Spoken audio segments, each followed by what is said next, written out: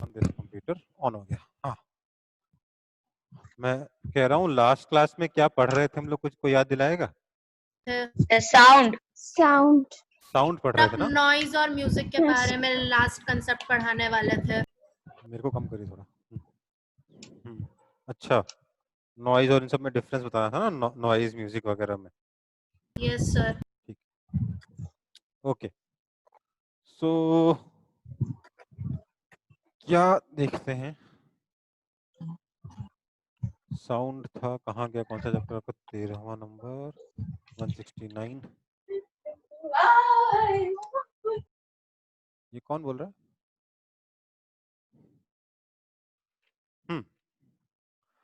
तो हम लोग साउंड के टाइप्स वगैरह देख चुके थे, राइट? ऑडिबल, इनऑडिबल सब देख चुके थे, है ना? Yes sir. Okay, yes sir. अच्छा, साउंड, म्यूजिक और नॉइज, ये देखना था ना। स्पीड ऑफ साउंड देख चुके थे, म्यूजिक एंड नॉइज पढ़ना था, राइट? ओके, तो देखो भाई, क्या होता है कि साउंड कभी हमें सूदिंग लगता है, कभी हमें डिस्टर्बिंग लगता है। फॉर एग्जाम्पल, अगर आप ट्रैफिक से गुजर रहे हो तो जो साउंड आता है वो काफी इरिटेटिंग होता है। ट्रैफिक में जो हॉन्किंग करते हैं लोग, जो हॉर्न बजाते हैं, उसकी वजह से जो साउंड होता है वो बहुत ही ज्यादा इरिटेटिंग होता है। ठीक है, जो इरिटेटिंग साउंड है उसको हम नॉइज कहते हैं। और कुछ साउंड होते हैं जो हमें सूदिंग लगते हैं, हम चाहते हैं उनको सुनना, जैसे हम गाने बजा के सुनते हैं, राइट? ये जो गाने बजा के सुनते हैं, ये जो सूदिंग साउंड है, इसको हम म्यूजिक कहते हैं। जो आपका नॉइज होता है वो बहुत ही ज्यादा इरेगुलर साउंड होता है, थोड़ा डिस्टर्बिंग साउंड होता है। और जो म्यूजिक होता है वो उसमें कुछ पैटर्न होता है, कुछ रेगुलरिटीज होती है। ठीक है, कुछ रेगुलर वाइब्रेशंस होते हैं, तब हम उसे म्यूजिक कहते हैं।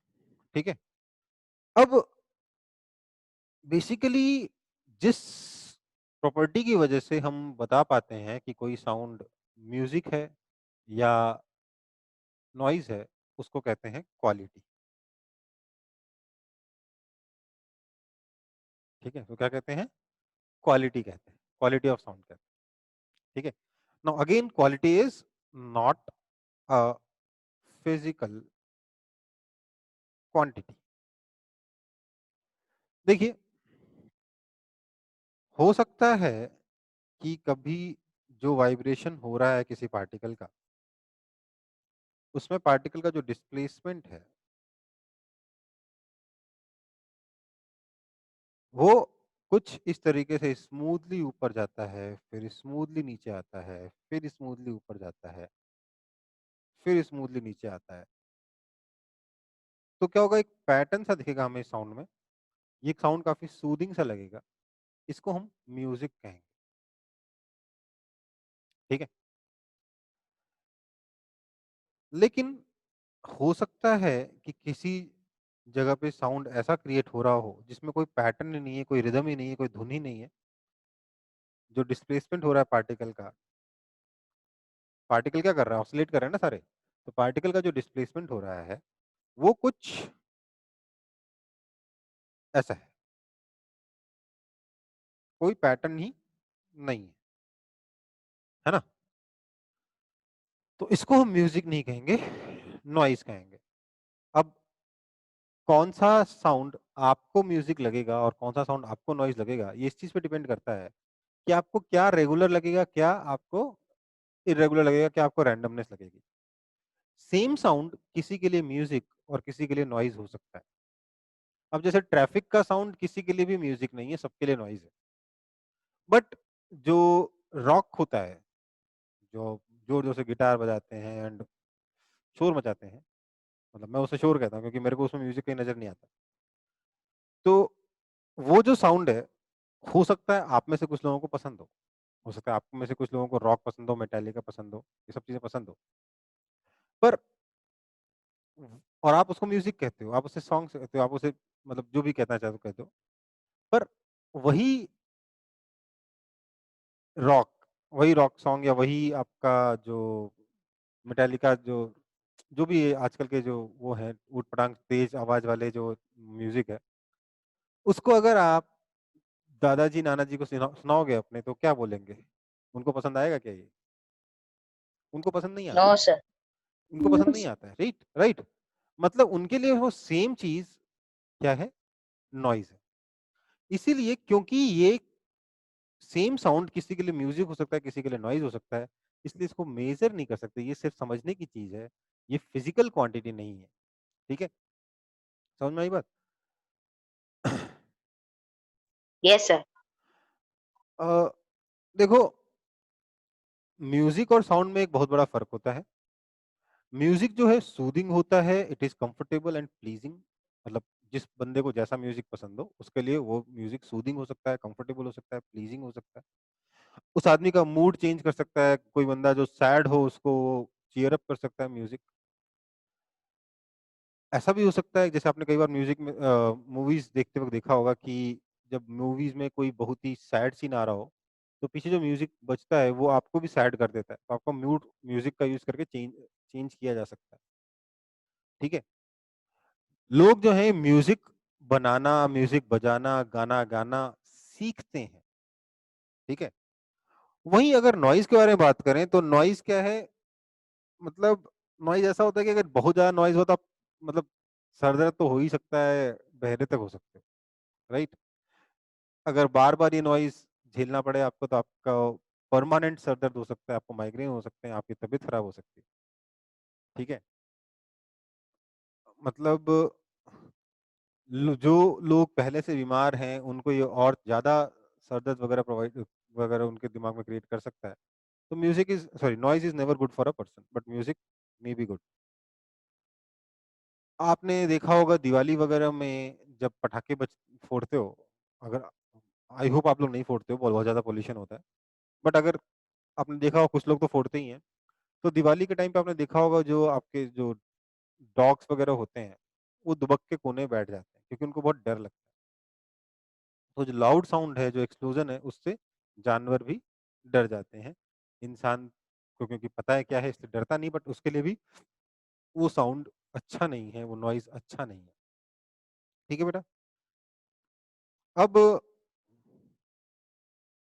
म्यूज़िकल इंस्ट्रूमेंट्स के बारे में आपकी बुक में चर्चा की गई है, थोड़ा-सा मतलब किसी ख़ास कोई ख़ास बहुत ज़्यादा साइंस इसमें नहीं है। बस हम लोग फटाफट एक बार देख लेते हैं कि म्यूज़िकल इंस्ट्रूमेंट कितने तरीके के हो सकते हैं। दिस इज़ मोर साइंस से ज़्यादा ये बस आर्ट है, जानना ज़रूरी है। हर आदमी को ये सब चीज़ें समझनी चाहिए, क्योंकि जीवन में सिर्फ़ साइंस नहीं होता। जैसे म्यूज़िकल इंस्ट्रूमेंट्स में एक टाइप का इंस्ट्रूमेंट होता है जिसको कहते हैं स्ट्रिंग्ड इंस्ट्रूमेंट या फिर हिंदी में क्या कहते हैं तंतु वाद्य। मतलब जो आपके जो स्ट्रिंग्स होती हैं, जो वायर्स होते हैं, उसका यूज़ करके हम लोग ये म्यूज़िक क्रिएट करते हैं, ठीक है? इसके एग्ज़ाम्पल क्या हो सकते हैं? इसके एग्ज़ाम्पल हो सकते हैं, गिटार तो सब लोग जानते होंगे, वायलिन जानते होंगे, वीणा, सरोद, सितार, हार्प, संतूर, एकतारा ये सब वो हैं जो कि अपने इंडिया में ज़्यादा इंडिया के ट्रेडिशनल है।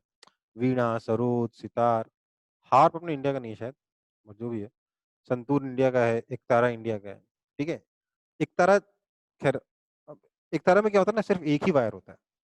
अगर आप देखेंगे गिटार में तो बहुत सारे वायर्स होते हैं, वायलिन में बहुत सारे वायर होते हैं, वीणा में तो बहुत ही ज़्यादा वायर्स होते हैं, राइट?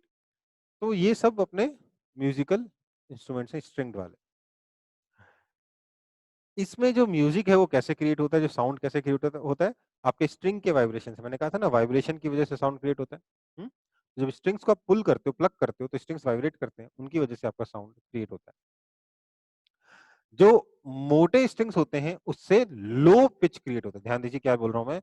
जो मोटे वाले स्ट्रिंग्स होते हैं उनसे लो पिच क्रिएट होता है। लो पिच समझते होंगे लास्ट क्लास में बताया था आपको। कम फ्रीक्वेंसी वाला भारी आवाज़ प्रोड्यूस होता है। अगर कभी किसी ने गिटार बजाना सीखने की कोशिश भी की हो या गिटार को हाथ भी लगाया हो, तो उसे पता होगा उसमें जो वायर्स होते हैं 5 या 6 वायर्स होते हैं, उस हर वायर की थिकनेस अलग-अलग होती है। सबसे मोटा वाला जो वायर होता है वो वायर कम स्प्रिंग जैसा ज़्यादा दिखता है। अगर आप मोटे वाले को वायर को खींचोगे तो आपकी जो आवाज़ आती है भन करके आती है, मोटी-मोटी आवाज़ आती है और पतले वाले को करोगे तो टन टन छुट मतलब पतली आवाज़ आती है पतले वाले वायर से। मोटे वाले वायर से मोटी आवाज आती है, भारी आवाज आती है। तो मतलब क्या, वो मोटे वाला जो वायर है उससे जो पिच क्रिएट हो रहा है वो ज्यादा क्रिएट हो, सॉरी कम पिच क्रिएट हो रहा है, फ्रीक्वेंसी कम है, और पतले वायर की फ्रीक्वेंसी ज्यादा है। ठीक है। और ये जो पिच है ये स्ट्रिंग्स, स्ट्रिंग इंस्ट्रूमेंट में जो जो आपका जो स्ट्रिंग्स है उसकी लेंथ को बदल बदल के फ्रीक्वेंसी चेंज कर सकते हैं, म्यूजिक क्रिएट कर सकते हैं, अलग अलग फ्रीक्वेंसी प्रोड्यूस कर सकते हैं by changing the length of string. ठीक है। यही होता भी है, बट अभी इस बारे में ज़्यादा कुछ खास चर्चा हम लोग नहीं कर सकते, आप बहुत छोटे हो उस चीज़ के लिए। दूसरा है, दूसरा टाइप का इंस्ट्रूमेंट है विंड इंस्ट्रूमेंट और रीड इंस्ट्रूमेंट, या फिर हिंदी में कहते हैं सुशीर वाद्य।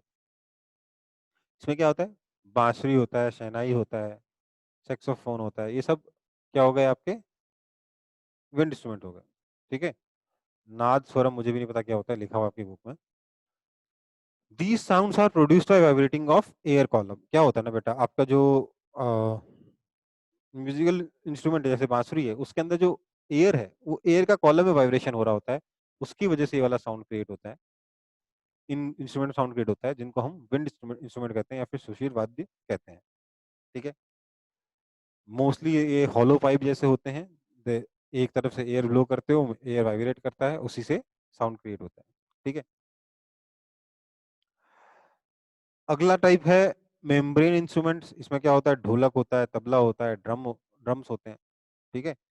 ये सब आपके फिल्म लगी होती है, जनरली आपके लेदर की फिल्म लगी होती है, उस पे आप उसको आप हाथ से वाइब्रेट करके बजाते हो। ठीक है। फिर एक आता है, एक और टाइप का इंस्ट्रूमेंट है घन वाद्य। इसके लिए नाम तो अंग्रेजी में दिया भी नहीं इन लोगों ने, मुझे भी नहीं मालूम, बट जैसे मड पॉट हो गया, बेल हो गया, जल तरंग हो गया, ये सब इसके एग्जाम्पल है। ठीक है। सिंपली इसको एक रिदम में बीट करते हैं या स्ट्राइक करते हैं। ठीक है। इसके एग्जाम्पल क्या है, जल तरंग है, मड पॉट है, घंटी है, जो मंदिर में घंटी लगी होती है वो, आपका जो आपने देखा होगा कभी मटके को बजा रहे होते हैं लोग, वो होता है, जल तरंग भी होता है। ठीक है। जल तरंग पता है कैसे वर्क करता है, अलग अलग जो आपके कटोरे हैं उसमें अलग अलग लेवल ऑफ पानी रखा जाता है। ठीक है। इसलिए जो एयर कॉलम है उसकी लेंथ हर कटोरे में अलग अलग होती है। जब आप उसे जब आप उसको स्ट्राइक करते हो तो उसके अंदर का जो एयर कॉलम है, अलग अलग कटोरे के अंदर का या अलग अलग कंटेनर के अंदर का जो एयर कॉलम है, क्योंकि उसकी लेंथ अलग अलग है, हर कंटेनर से अलग अलग साउंड क्रिएट होता है। उसी को अगर आप सही ऑर्डर में बजाओगे तो म्यूजिक बन जाएगा। ठीक है। ये आपके म्यूजिकल इंस्ट्रूमेंट्स हो गए। इसमें बेसिकली आपको है ना, एक बार आपकी जो भी बुक है, हो सकता है अलग अलग स्कूल्स में अलग अलग बुक हो सकती है, उससे एक बार आपको रीडिंग लगानी होगी। ठीक है। और उसको याद करना होगा। ठीक। Yes, sir. Sound made by human. इंसान कैसे साउंड प्रोड्यूस करता है, तो हमारे गले में जो वोकल कॉर्ड होता है, हम जब बोलते हैं वो वाइब्रेट करता है, उसी के वाइब्रेशन से साउंड क्रिएट होता है। ठीक है। হ্যাঁ না ম্যাথস समझ এক্সাম में आई बात, 11টা থেকে 12টা। सुनते कैसे हैं, तो सुनते कैसे हैं तो क्या होता है, हमारे कानों से, कान कान की जो ओपनिंग है वहां से एयर इस ईयर कनाल के थ्रू आते हुए हमारा, कहाँ गया आपका, ईयर ड्रम पे स्ट्राइक करता है। ठीक है। ईयर ड्रम वाइब्रेट करता है, उसी से हम लोग साउंड को सुनते हैं। ठीक है। इसके बारे में डिटेल में चर्चा आपके अरविंद सर ने की होगी, उसको आप एक बार देख लेंगे। ठीक है। इसमें मैं ज़्यादा डिटेल में नहीं जा रहा हूँ। Then there is something called noise pollution. हमारा चैप्टर खत्म हो रहा है यहाँ पे। नॉइज तो पोल्यूशन, देखो भाई, अगर एक्सेसिव नॉइज हो, एक्सेसिव ক্যামেরা शोर অন हो, ছিল एक्सेसिव না। मतलब अनवांटेड साउंड हो, तो उसको हम क्या बोलते हैं, नॉइज कहते हैं। और ये जो नॉइज पोल्यूशन है ये हमारे जीवन को कई बार गलत तरीके से इफेक्ट डाल सकता है हमारे जीवन में। बहुत ज्यादा शोर में रहने से आदमी डिप्रेशन में जा सकता है। मान लीजिए रोज रोज आप 2-2 घंटे ड्राइव कर रहे हो ट्रैफिक में, ऑफिस जाने के लिए, ऑफिस जाने के लिए, अभी तो आप बच्चे हो, बट जो लोग रोज 2-2 घंटे ड्राइव करते हैं ऑफिस में जाने के लिए, ऑफिस जाने के लिए, ऑफिस आने के लिए, उनके जो मेंटल बैलेंस है वो थोड़ा-सा धीरे-धीरे विद टाइम डिस्टर्ब होता रहता है। लोग डिप्रेशन में जा सकते हैं, लोगों को अलग-अलग तरीके की बीमारियाँ हो सकती हैं, टेंशन की बीमारी हो सकती है, बहुत सारी तरीके की बीमारियाँ हो सकती हैं, बीपी का प्रॉब्लम हो सकता है, बहुत सारी प्रॉब्लम्स हो सकती है नॉइज़ पॉल्यूशन से, ठीक है? मेजर सोर्सेज़ जो हैं वो क्या होते हैं, सबसे पहले तो मैंने बार-बार बोला व्हीकल्स हैं, व्हीकल के हॉर्न्स हैं, मशीन्स हैं। कई लोग जो आप जानते होंगे कि फैक्ट्री में काम करते हैं, उनकी हेल्थ मेंटल हेल्थ कई बार अच्छी नहीं होती, ठीक है? लाउड स्पीकर्स, कुछ लोग बहुत ज़्यादा म्यूज़िक सुनते हैं, तेज़ म्यूज़िक सुनते हैं, ये उनकी हेल्थ के लिए अच्छा नहीं होता है। टीवी से भी आपका नॉइज़ पॉल्यूशन हो सकता है, कई आप ही लोगों की एज में ज़्यादातर बच्चे टीवी बहुत तेज़ चला के सुनते हैं, आप तो फिर भी एंटरटेन हो रहे होते हो, आपकी मम्मी जो किचन में खाना बना रही होती है या जो आपके पापा अगर बगल वाले रूम में बैठे होते हैं, अगर मान लो किसी के पापा किचन में खाना बना रहे हैं, कोई और बड़े लोग घर का काम कर रहे हैं, वो तो टीवी शो देख भी नहीं रहे हैं, बस उनको जो भी सुनाई दे रहा है वो नॉइज़ हो रही है। उनके लिए बहुत बड़ी प्रॉब्लम क्रिएट कर सकता है ये नॉइज़। तो टीवी अगर आप देख रहे हो, तो कोशिश करिए इसको कम से कम साउंड में सुनने के लिए। ये सब जो अगर हाई वॉल्यूम में चलाते हो तो इससे नॉइज़ पॉल्यूशन होता है। अब बताइए घर में जब मम्मी मिक्सर चलाती है या पापा मिक्सर चलाते हैं या आप खुद भी मिक्सी चलाते हो, तो क्या अच्छा लगता है आपको? No, sir. No sir. No, sir. नहीं ना, सर दुखता है ना हल्का-सा। Yes, sir. सब सोचो वाइब्रेशन उन होने लोगों के लगता बारे में है। जो सर दिन भर इरिटेट फील होता है। क्या? सर इरिटेट फील होता है। हाँ, वही कह रहा हूँ। तो सोचो उन लोगों के बारे में जो दिन भर फैक्ट्रीज़ में काम करते हैं। समझ रहे हो बात को? एक बार इस पैरा की रीडिंग लगा लेंगे सब लोग, उसमें कुछ कर नहीं सकते, कुछ खास है नहीं। क्या लिखा है? Some people can not hear by birth. This is called total hearing impairment, ठीक है? Such persons are called deaf. Since they can not hear by birth, they are also not able to speak. समझ रहे हो ना? अगर कोई बचपन से सुन नहीं सकता, तो वो बोल भी नहीं सकता। क्यों? उसको पता ही नहीं क्या बोलना है। That means they are dumb because speech develops as a result of hearing. Partial hearing disability is generally the result of an ear disease, ठीक है? Injury or degeneration of hearing mechanism with age. कई बार ये तो हो गया permanent वाला। कुछ लोग क्या होता है कि लाइफ में धीरे-धीरे उनके हियरिंग लॉस हो जाता है, विथ एज हो जाता है। पार्शियल हियरिंग डिसेबिलिटी होती है, मतलब आपने देखा होगा किसी कुछ बूढ़े लोगों को, कुछ एजेड लोगों को कि वो लोग मतलब आधी बात सुनते हैं, आधी बात नहीं सुनते हैं। और कई बार अगर आप कुछ बोलते हो तो बोलते हैं, "हैं? हैं? क्या बोल रहे हो?" क्योंकि उनको आधा सुनाई दिया, आधा सुनाई नहीं दिया, ठीक है? ये जो प्रॉब्लम है ये ऐज की वजह से होती है जनरली। और भी कारण हो सकते हैं, चोट लगने की वजह से हो सकता है, कान में कोई बीमारी हो जाए उसकी वजह से हो सकता है। कई लोग क्या करते हैं ना, लेटे-लेटे पानी पीते हैं। लेटे-लेटे पानी पियोगे तो देयर इज़ चांस कि जो पानी के कुछ ड्रॉपलेट्स हैं या कुछ ड्रॉप्स हैं वो गलत जगह कान की तरफ चले जाएँ। अगर ऐसा हो गया, तो वहाँ पर वो इन्फेक्शन क्रिएट कर सकता है, कान खराब कर सकता है। तो इस डिज़ीज़ की वजह से हो सकता है किसी का हियरिंग में लॉस हो जाए। तो कभी भी लेट कर पानी नहीं पीना चाहिए। आराम से बैठकर ग्लास से पानी पीना चाहिए, बोतल से ऊपर करके भी पानी नहीं पीना चाहिए। मैं खुद भी पीता हूँ, मुझे मालूम है, बट नहीं करना चाहिए ऐसा, ठीक है? Such disease occur due to exposure to sudden loud. हाँ, कई बार ऐसा होता है कि सडनली आप मतलब आपके कोई दिवाली में कोई खेल रहा है, पटाखा कान के बगल में फट गया तो हियरिंग का लॉस हो जाता है, ठीक है? तो सडन मतलब क्या है, such disease occur either due to exposure to a sudden loud noise और due to long exposure of to the noise pollution. हाँ, नॉइज पॉल्यूशन की वजह से भी हो सकता है और किसी और कारण से भी हो सकता है। बीमारी तो किसी भी तरीके से हो सकती है ना। Children with impaired hearing needs special care. They can communicate by learning sign language. They can also use hearing aids. A child with moderately severe hearing loss may have defective speech, inadequate language structure and minimal expressive vocabulary. मतलब ऐसा हो सकता है कि किसी बच्चे को बचपन से कुछ ठीक से सुनाई नहीं दे रहा हो या आधा-अधूरा सुनाई दे रहा हो, तो वो ठीक से नहीं बोलता हो। अपनी लैंग्वेज ठीक नहीं रख पाता हो, ल ल आपके सेंटेंस की फ्रेमिंग ठीक से नहीं कर पाता हो। ये और दूसरे लोग कई बार ऐसे बच्चों के साथ या ऐसे लोगों के साथ गलत तरीके से बिहेव करते हैं, वो हमें नहीं करना चाहिए, ठीक है? हमें ऐसे लोगों की मदद करनी चाहिए, उनसे उनका मजाक नहीं उड़ाना चाहिए, उनसे दूरी नहीं बनानी चाहिए, उन लोगों की मदद करनी चाहिए। हम टेक्नोलॉजी का यूज़ करके उन लोगों की क्वालिटी को इम्प्रूव करने की कोशिश कर रहे हैं काफ़ी सालों से। काफ़ी सारी ऐसी चीज़ें डेवलप हुई हैं रिसेंट ईयर्स में, लास्ट 5-10 सालों में, जिससे कि सुनने में या बोलने में लोगों की काफ़ी सारी हेल्प हो सकती है, ठीक है?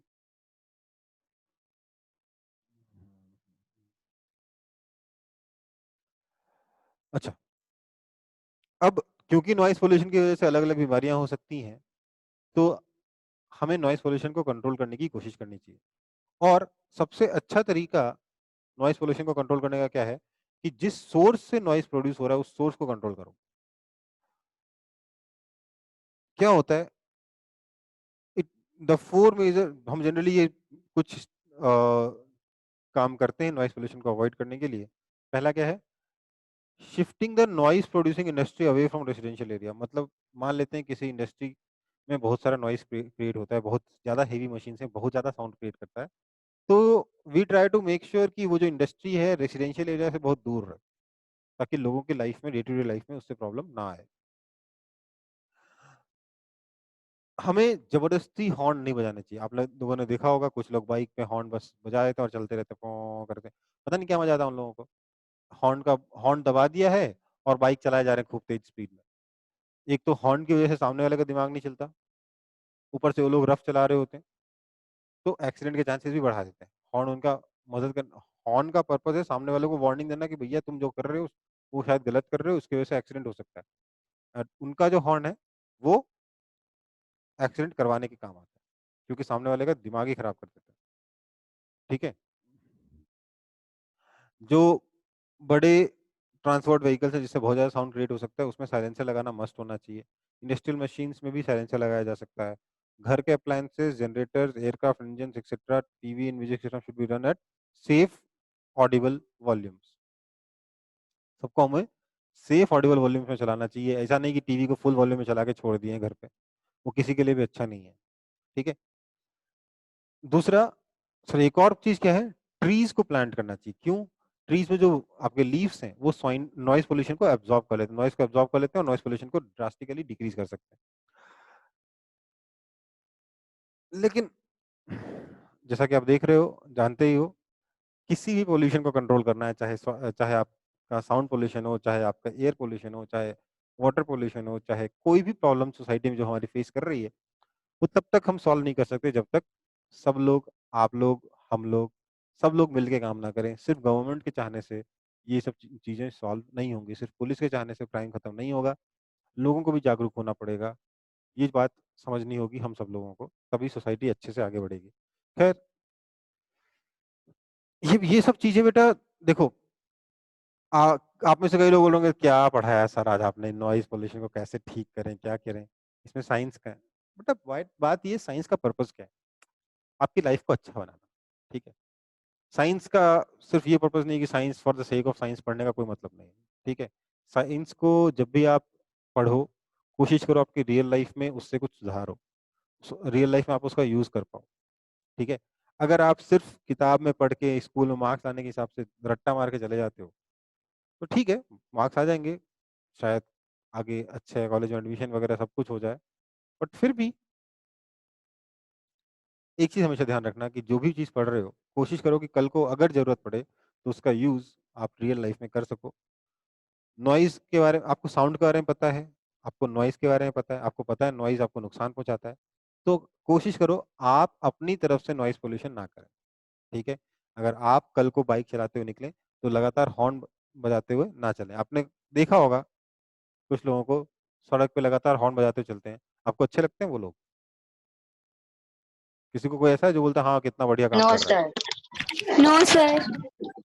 No sir. तो बस इतना ध्यान रखना कल को खुद ना करना है ये सब काम, ठीक है? समझ में आई बात? चलो फिर, ये यस। चैप्टर आपके सिलेबस वाला तो हो गया खत्म, ठीक है?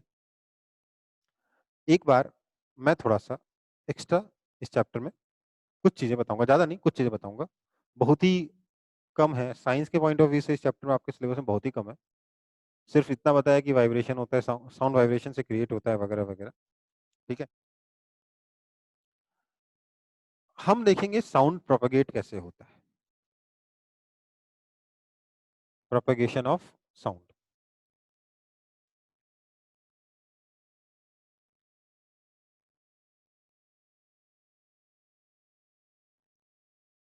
प्रोपेगेट करने का मतलब साउंड एक जगह से दूसरी जगह तक ट्रैवल कैसे करता है। प्रोपेगेशन का मतलब ट्रैवल, प्रोपेगेशन ऑफ साउंड, ये हमें पढ़ना है। क्या है, मान लेते हैं कि ये हमारे पास एक स्पीकर है।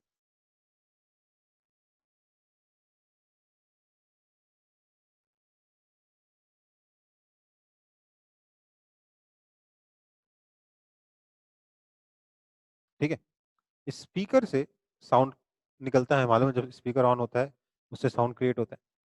ऐसा क्यों होता है? क्योंकि स्पीकर के आगे जो ये जो फिल्म है वो फिल्म वाइब्रेट कर रही है। वाइब्रेट कैसे करेगी? देखिए, आगे का जो इसका जो डायफ्राग्म है, जो फिल्म है, उस फिल्म का अगर मोशन देखें तो ये उसकी मेन पोजीशन है। ये फिल्म आगे जाएगी, फिर पीछे आएगी, फिर आगे जाएगी, फिर पीछे आएगी, इधर एक्सट्रीम पोजीशन पोजीशन तक जाएगी, फिर इधर एक्सट्रीम पोजीशन तक जाएगी, और इसके बीच में इस तरीके से ये फिल्म वाइब्रेट करेगी। ठीक है, जो maximum displacement from mean position है उसको हम एम्पलीट्यूड ए से रिप्रेजेंट करते हैं। इसकी फ्रीक्वेंसी मान लेते हैं एफ है। ठीक, अब क्या होगा, जब ये फिल्म वाइब्रेट कर रही होगी तो इसके पास में जो एयर मॉलिक्यूल्स हैं उसको धक्का लगाएगी, है ना, तो जिसकी वजह से इसके पास वाले एयर मॉलिक्यूल्स भी वाइब्रेट करने लगेंगे। अगर मैं एक लाइन के मॉलिक्यूल सारे कंसीडर करूं तो इस लाइन में जितने भी मॉलिक्यूल्स हैं, इस लाइन में जितने भी मॉलिक्यूल्स हैं, ये मॉलिक्यूल, दो मॉलिक्यूल, तीन मॉलिक्यूल, चार मॉलिक्यूल, पांच मॉलिक्यूल, छह मॉलिक्यूल, सात मॉलिक्यूल, आठ मॉलिक्यूल, आठ नहीं, ऐसे तो बहुत सारे मॉलिक्यूल्स, मैं बस ड्रॉ कर रहा हूँ इस तरीके से, बहुत सारे मॉलिक्यूल्स हैं यहाँ पे। ये सारे मॉलिक्यूल्स इसके वाइब्रेट करने की वजह से वाइब्रेट करेंगे। क्यों? जब इसने वाइब्रेट किया तो इस पहला वाला मॉलिक्यूल वाइब्रेट किया, पहला वाला मॉलिक्यूल वाइब्रेट किया, उसने दूसरे वाले मॉलिक्यूल को धक्का लगाया, दूसरा वाला मॉलिक्यूल वाइब्रेट किया, दूसरे वाले मॉलिक्यूल ने तीसरे वाले मॉलिक्यूल को धक्का लगाया, तीसरा वाला वाइब्रेट किया, तीसरे ने चौथे को धक्का लगाया, चौथा वाइब्रेट किया, and so on and so fourth. ठीक है, इसमें से अगर आप किसी भी एक मॉलिक्यूल के बारे में बात करो, मान लेते हैं इस मॉलिक्यूल का मीन पोजीशन है, क्या होगा, ये मॉलिक्यूल अपनी जगह पर इस तरीके से ऑसिलेट करेगा। ठीक है, सेम एम्पलीट्यूड ए से ये मॉलिक्यूल जो है अपनी पोजीशन पर ही ऐसे ऐसे ऑसिलेट करेगा। ध्यान दीजिए, सिर्फ मॉलिक्यूल अपनी जगह से पे ऑसिलेट कर रहा है, मॉलिक्यूल मूव नहीं कर रहा। मॉलिक्यूल ये नहीं कि यहाँ वाला मॉलिक्यूल थोड़ी देर बाद यहाँ पाया जाएगा, ऐसा नहीं होगा। मॉलिक्यूल अपनी जगह पर ही ऑसिलेट कर रहा होगा। ठीक है, इसके ऑसिलेट करने की फ्रीक्वेंसी इस स्पीकर के डायफ्राग्म के ऑसिलेट करने की फ्रीक्वेंसी के बराबर ही होगी। ठीक, अगर मैं इस मॉलिक्यूल का डिस्प्लेसमेंट वर्सेस टाइम ग्राफ बनाऊं,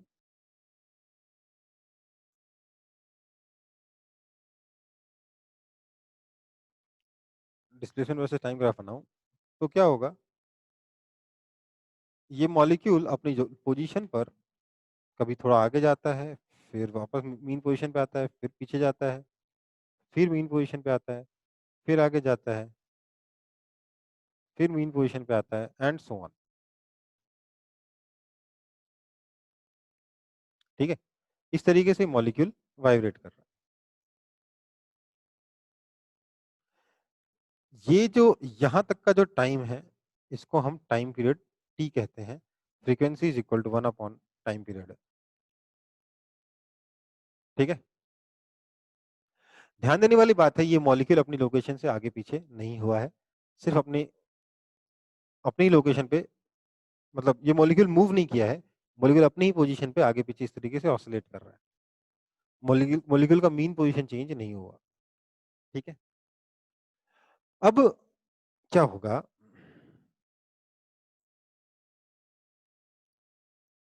अब क्या होगा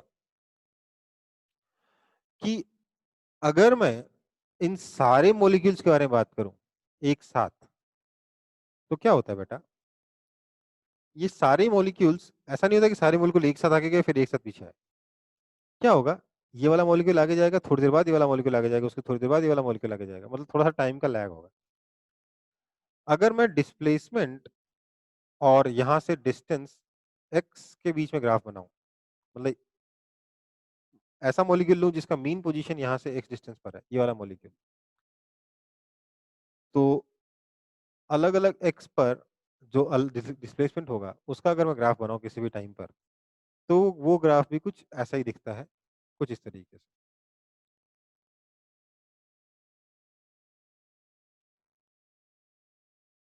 इसका क्या मतलब है इस ग्राफ का? इस ग्राफ का ये मतलब है कि जो मॉलिक्यूल मान लेते हैं यहाँ पे था वो अपनी जगह पर ही है, जो मॉलिक्यूल यहाँ पर था ना वो उसका डिस्प्लेसमेंट पॉजिटिव है, मतलब वो आगे चला गया। ये वाला मॉलिक्यूल अपनी जगह पर ही है, लेकिन जो मॉलिक्यूल यहाँ पर था उसका डिस्प्लेसमेंट नेगेटिव हो गया, वो इधर आ गया। ठीक है, फिर जो मॉलिक्यूल यहाँ पर था वो अपनी जगह पर ही है, यहाँ वाला मॉलिक्यूल का डिस्प्लेसमेंट पॉजिटिव हो गया, ये आगे चला गया है। ये मॉलिक्यूल अपनी जगह पर है, यहाँ वाला मॉलिक्यूल का डिस्प्लेसमेंट नेगेटिव हो गया, ये पीछे आ गया है। ठीक है, फिर ये वाला मॉलिक्यूल अपनी जगह पर ही है, एंड सो ऑन। तो अब क्या देखोगे, इस जगह पे मॉलिक्यूल्स पास पास में आ जाएंगे, यहाँ पे मॉलिक्यूल्स पास पास में आ जाएंगे, यहाँ पे मॉलिक्यूल्स दूर दूर हो जाएंगे। देख रहे हो, यहाँ वाला मॉलिक्यूल पीछे चला गया, यहाँ वाला मॉलिक्यूल आगे चला गया, तो यहाँ पे मॉलिक्यूल्स दूर दूर हो गए। यहाँ पे क्या हुआ, इधर वाला मॉलिक्यूल आगे आ गया, इधर वाला मॉलिक्यूल पीछे आ गया, तो यहाँ पे मॉलिक्यूल्स पास पास में आ गए। ठीक है, तो इसलिए अगर मैं डेंसिटी और पोजीशन का ग्राफ बनाऊं तो क्या होगा, यहाँ पे मॉलिक्यूल्स पास पास में है, इसलिए यहाँ पर डेंसिटी बढ़ गई। यहाँ पे मॉलिक्यूल्स दूर दूर चले गए, इसलिए यहाँ पे डेंसिटी घट जाएगी। तो ग्राफ आपका कुछ ऐसा आएगा।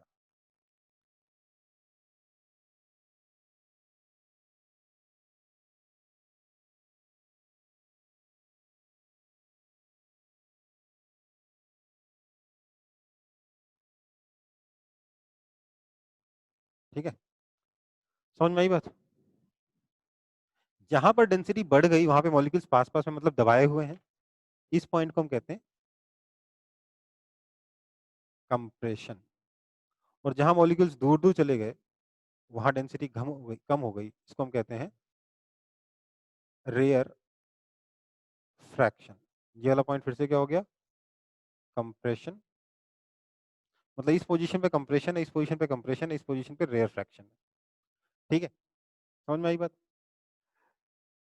ये दो कंप्रेशन के बीच का जो डिस्टेंस है या दो रेयर फ्रैक्शन के बीच का जो डिस्टेंस होगा उसको हम कहेंगे वेवलेंथ। क्या कहते हैं, वेव लेंथ। देखिए क्या होता है, साउंड इज अ वेव, सबको पता है ना, sound is a wave.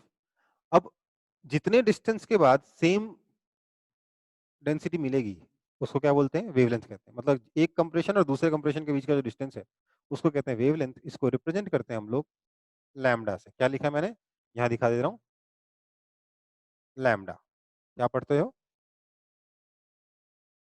Lambda. ठीक है, आपका जो स्पीड ऑफ साउंड होता है v, that is simply frequency into wavelength.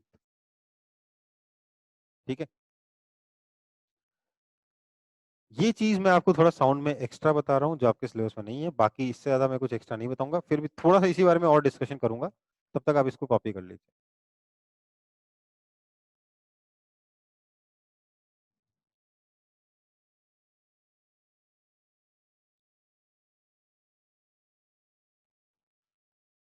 अच्छा, अब मैं एक चीज और बोलता हूँ, मुझे नहीं लगता आप में से ज्यादा लोगों को ये चीज समझ में आई होगी जो मैंने यहाँ पढ़ाया है। किसी को समझ में आया कि नहीं आया, पहले ये बता दो।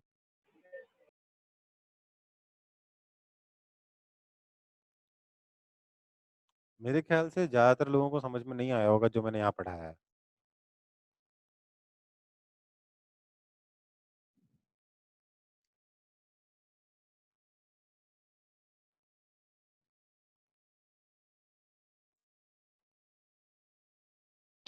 जो समझ में आया।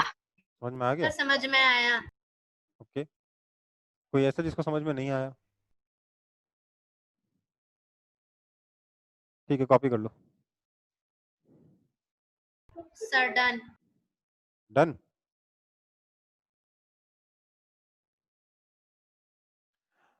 अच्छा, मेरे ख्याल से समझ में नहीं आया होगा, और अगर आ भी गया है तो पक्के से भूल जाओगे थोड़े दिनों बाद। तो इसलिए एक काम करना, इस वीडियो का ये वाला पोर्शन वापस से जरूर पढ़ लेना, वापस से जरूर देख लेना एक बार, ठीक है? काम का फॉर्मूला क्या दिखाया मैंने? Frequency velocity, speed of sound is equal to frequency into wavelength. ठीक है बेटा? Okay sir. Yes, sir.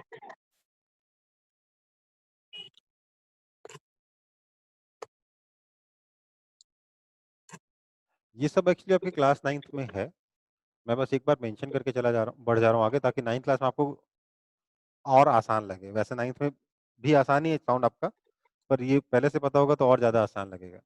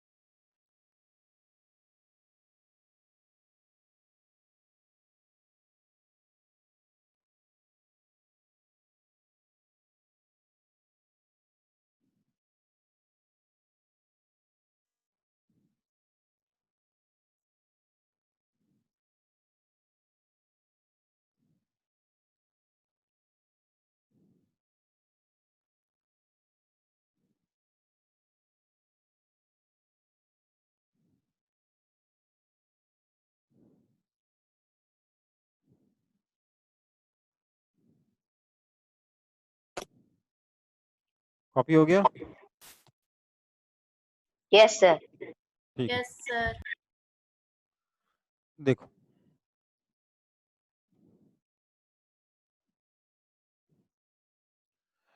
देखिए, मैंने आपको क्या बताया उसमें थोड़ा सा एक बार और रिफाइनमेंट कर लेता हूँ। मैंने बताया कि क्या होता है, जो सोर्स होता है साउंड का, वो सोर्स वाइब्रेट करता है इस तरीके से। मान लीजिए ये आपके स्पीकर का डायफ्राम है, तो ये इस तरीके से वाइब्रेट कर रहा है। अब जब ये वाइब्रेट कर रहा है तो आसपास के एयर मॉलिक्यूल्स को पुश और पुल कर रहा है। इसकी वजह से आसपास के एयर मॉलिक्यूल्स भी वाइब्रेट कर रहे हैं, तो उसकी वजह से उसके अगले लेयर ऑफ एयर मॉलिक्यूल्स भी वाइब्रेट कर रहे हैं। इस वजह से अगला लेयर ऑफ एयर मॉलिक्यूल्स भी वाइब्रेट कर रहा है, एंड सो ऑन। क्योंकि ये सारे के सारे मॉलिक्यूल्स एक साथ आगे और एक साथ पीछे नहीं जा रहे हैं, बल्कि एक मतलब ये आगे गया, उसके थोड़ी देर बाद ये आगे गया, उसके थोड़ी देर और बाद ये आगे गया, इनके बीच में एक टाइम का डिफरेंस है। इस वजह से क्या होगा, कुछ लोकेशंस पे कंप्रेशन हो जाएगा, जहां पर मॉलिक्यूल्स पास पास में इकट्ठा हो जाएंगे, और कुछ लोकेशंस पे रेयर फ्रैक्शन हो जाएगा। जिस लोकेशन पे अभी कंप्रेशन है, थोड़ी देर बाद रेयर फ्रैक्शन होगा। जब कंप्रेशन के लोकेशन पे रेयर फ्रैक्शन होगा, उस वक्त रेयर फ्रैक्शन के लोकेशन पे कंप्रेशन हो जाएगा। हाँ, ठीक है। तो बेसिकली एक पर्टिकुलर टाइम पे एक जगह पे कंप्रेशन होगा, एक जगह पे रेयर फ्रैक्शन होगा, ठीक है। दूसरे टाइम पे हो सकता है यहाँ पर रेयर फ्रैक्शन हो जाए, यहाँ पे कंप्रेशन हो जाए। जहाँ पे कंप्रेशन है मॉलिक्यूल्स पास पास में, मतलब पैक करके रखे हम लोग, दबा दबा के रखे हुए हैं, मतलब यहाँ पर हाई प्रेशर होगा, और जहाँ रेयर फ्रैक्शन है वहां पर लो प्रेशर होगा। तो साउंड वेव जो है वो प्रेशर की फॉर्म में ट्रेवल करता है। इसको हम साउंड वेव को हम लोग is also called pressure wave. क्या सर कहते हैं इसको? प्रेशर वेव भी कहते हैं, ठीक है। क्या वो बोलिए बेटा? सर आपने बोला कि जब हम लोग का साउंड होता है वो एयर कॉलम्स वाइब्रेट होता है, उन लोग का प्लेस चेंज नहीं होता है, तो सर यहाँ पे कैसे वो पास पास आ रहे हैं, वो दूर दूर जा रहे हैं? मैंने बताया था ना बेटा कि क्या हुआ। मैंने आपको एग्जांपल लेके ये बताया था, डिस्प्लेसमेंट और पोजीशन का एग्जांपल लिया था मैंने कि डिस्प्लेसमेंट और पोजीशन लेट से इस तरीके से वेरी कर रही है। इसका मतलब क्या हुआ इस ग्राफ का, पहले ये समझ लो।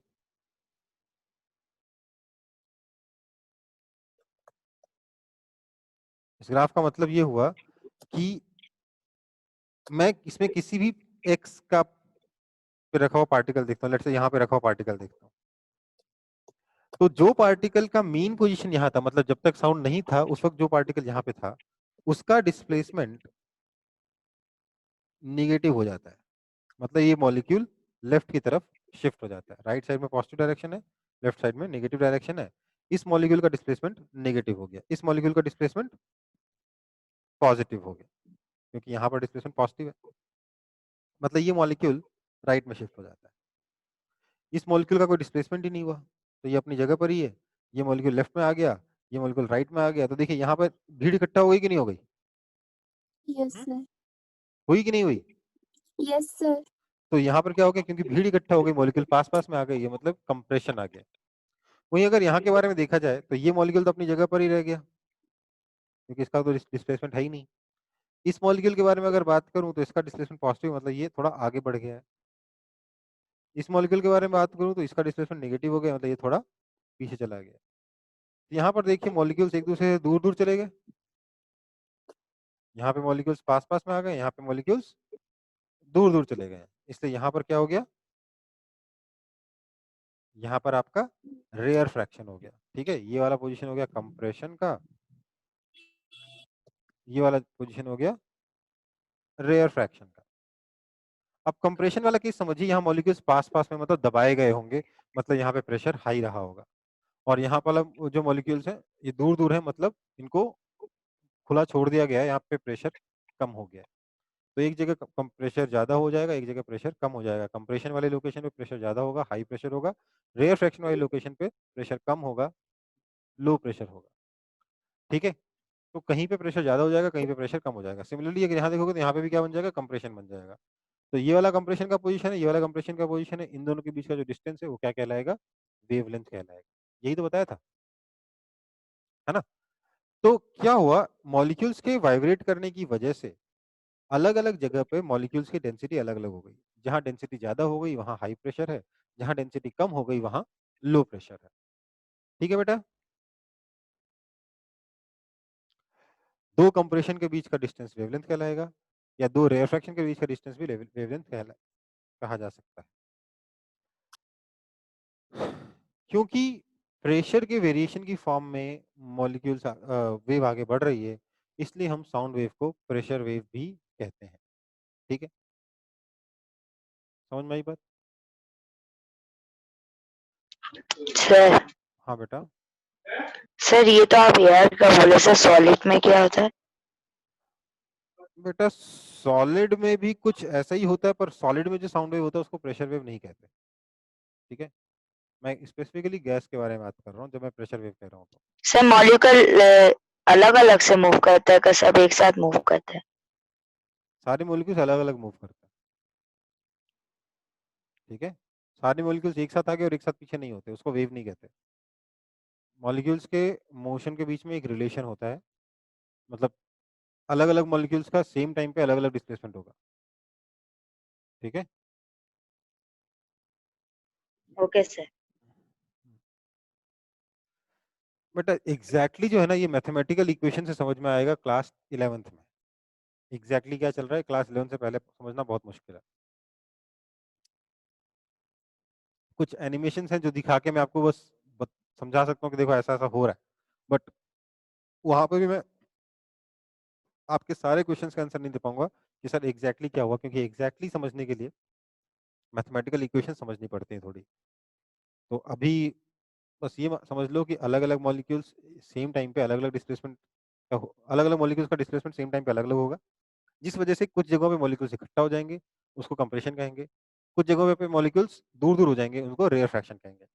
क्या होगा, जब मॉलिक्यूल्स और वाइब्रेट करेंगे, जब मॉलिक्यूल्स और वाइब्रेट करेंगे तो जहां पे पहले पहले मॉलिक्यूल्स इकट्ठा हुए थे वहीं पे मॉलिक्यूल्स फिर थोड़ी देर बाद दूर दूर हो जाएंगे। क्या होगा, ध्यान दीजिए, ये वाला मॉलिक्यूल आगे गया, ये वाला मॉलिक्यूल पीछे आया, पर ये आगे जाके वापस पीछे तो आएगा ना, और ये भी पीछे आके वापस आगे आएगा, है ना।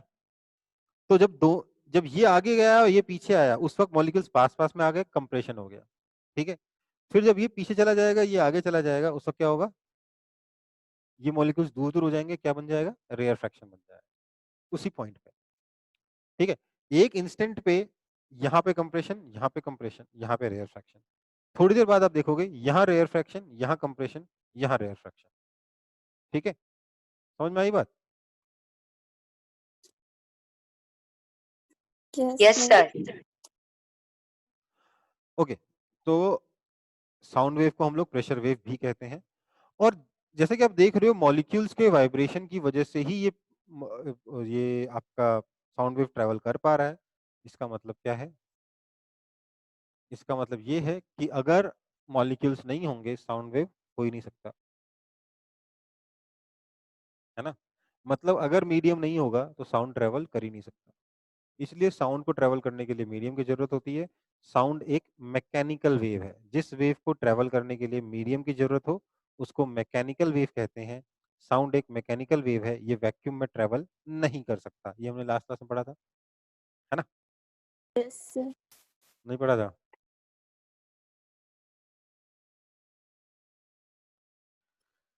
चलो ठीक है फिर। तो हमारा ये वाला चैप्टर फिर खत्म हो गया है, ठीक है। अब तो हम लोगों ने कौन कौन सा चैप्टर कर लिया? फोर्स एंड प्रेशर कर लिया, फ्रिक्शन कर लिया, साउंड कर लिया, है ना। Yes sir. और अभी हम लोगों ने फोर्स एंड प्रेशर का न्यूमेरिकल डिस्कस किए क्या? Yes sir. यस फ्रिक्शन के? No sir. फ्रिक्शन के नहीं नो किए? सर। तो फ्रिक्शन के sir. न्यूमेरिकल कब करोगे? नेक्स्ट क्लास में डिस्कस करते हैं, ठीक है। ये होमवर्क नेक्स्ट होगा क्लास आप में लोगों क्या का। चैप्टर पढ़ेंगे क्या बेटा? सर? नेक्स्ट क्लास में क्या चैप्टर पढ़ेंगे? मैं सोच रहा हूँ कि हम लोग लाइट शुरू कर दें नेक्स्ट क्लास में। कोई दिक्कत? No sir. No, no sir. Sir. हम लोग लाइट शुरू नो कर सर। देंगे नेक्स्ट क्लास में। सब नेचुरल फिनोमेना मैं अभी नहीं बताऊंगा। मैं चाहता सर हूँ सब chemical effects of electric current. वो केमिस्ट्री में पढ़ेंगे, ठीक है। क्या अनिल सर ने क्या बोला, ओके केमिस्ट्री सर। पढ़ाएंगे ना वो? यस क्योंकि देखो, वैसे तो वो चैप्टर मैं भी पढ़ा सकता हूँ, पर उसमें क्या ना कि अनिल सर बोल रहे हैं कि लेटर ऑन वो कुछ एक्सपेरिमेंट्स कराएंगे इलेक्ट्रोप्लेटिंग वगैरह के, और जो भी है, तो उस इसलिए मैं उस पूरे चैप्टर को ही अनिल सर के भरोसे छोड़ दे रहा हूँ कि अनिल सर ही उस चैप्टर को पढ़ाएंगे। मैंने बोला भी था अनिल सर को एक बार, तो वो हो जाएगा केमिस्ट्री में, ठीक है। Yes sir. Anil yes. Sir Anil sir और आलोक सर लेके मिलके वो चैप्टर खत्म करेंगे आपका। मैं ये 3 चैप्टर नेक्स्ट क्लास में मैं फ्रिक्शन के न्यूमेरिकल्स कराऊंगा, साउंड के भी न्यूमेरिकल्स कराऊंगा। और मतलब मेरा मेन फोकस अब ये 3 ही चैप्टर रहेंगे, क्योंकि आपकी हाफ ईयरली में मेरे ख्याल से 3 ही चैप्टर आ रहे होंगे।